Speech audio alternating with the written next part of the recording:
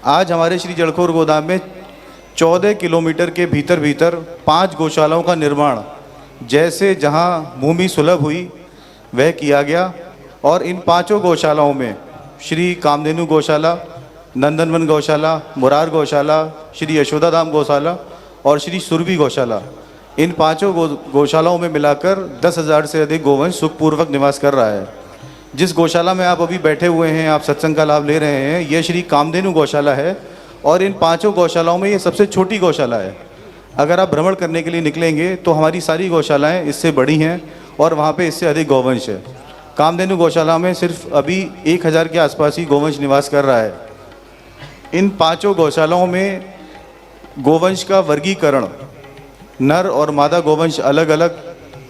नर गोवंश में भी जो गोवंश अपना बूढ़े हो चुके हैं वो अलग, और जो आज संवर्धन में समर्थ हैं वो अलग रहते हैं। मादा गोवंश में दूध देने वाले गाय अलग, और जो अभी दूध नहीं दे रही हैं उनको अलग रखा जाता है। बच्चों को भी अलग रखा जाता है। बच्चों में भी, जिनको बछड़े और बछड़ी हम लोग कहते हैं, उनमें नर बच्चे अलग और मादा बच्चे अलग। और मादा बच्चों में भी उनके उम्र के हिसाब से, जैसे जो दूध पर नहीं है उनको अलग रखा जाता है और जो दूध पर हैं उनको अपनी माताओं के साथ रखा जाता है। इनमें भी कुछ गोवंश ऐसे हैं जो कमज़ोर हैं, उन कमज़ोर गोवंशों को भी अलग रखा जाता है। जो बीमार हैं उनको अलग रखा जाता है। इस प्रकार अलग अलग शेड्स में, अलग अलग गौशालाओं में सारे गोवंशों का वर्गीकरण करके उनको रखा जाता है। ये सारे गोवंश को उनके शरीर की रिक्वायरमेंट के हिसाब से ही डाइट दी जाती है। हमारे यहाँ एक डॉक्टर साहब रहते हैं जो उनकी डाइट, उनकी हेल्थ की रिक्वायरमेंट, उनकी बॉडी की रिक्वायरमेंट, उनके संवर्धन और संरक्षण की रिक्वायरमेंट के हिसाब से उसको प्रॉपर्ली डिज़ाइन करते हैं।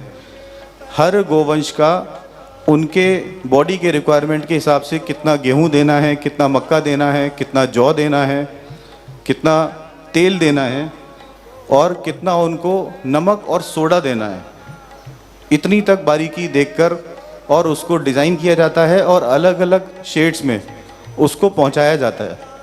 अभी जब दीपावली हो जाएगी, यानी कि कार्तिक मास में अमावस्या के पश्चात हम लोग यहाँ पर जो सरसों का तेल है उसकी जगह तिल का तेल देना शुरू करेंगे और जो जौ है उसकी जगह बाजरा देना शुरू करेंगे। ये एक उदाहरण मात्र है। जैसे जैसे मौसम बदलता है, गोवंश के स्वास्थ्य को देखते हुए इसमें पूर्ण बदलाव किया जाता है।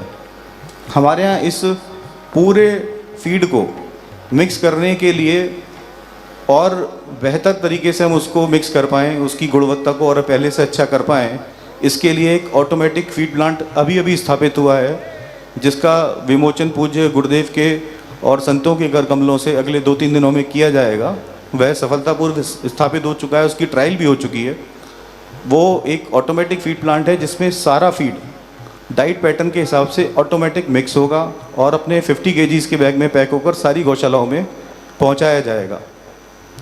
अभी हमारे इस पूरे आहार पैटर्न को जब हम अपनी वर्किंग करते हैं तो इसकी हमारी जो कॉस्टिंग बैठती है वो 2100 रुपये प्रति माह प्रति गोवंश है, और अगर हम इसको सालाना वर्किंग करते हैं तो 25,200 रुपये प्रति गाय प्रति वर्ष है।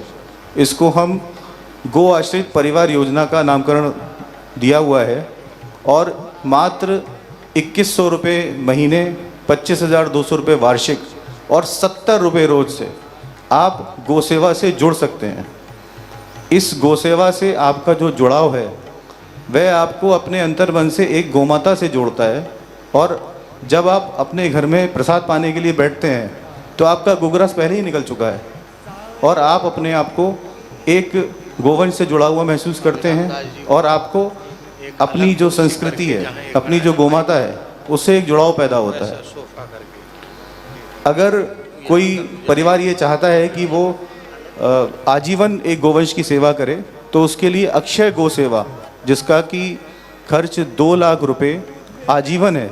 आजीवन से तात्पर्य यह है कि एक गोवंश जब तक सुखपूर्वक श्री जड़खोर गोदाम में इस धरती पर प्रवास करेगा तो आपके ही धन से उसके आहार की व्यवस्था की जाएगी। आई मेरे श्याम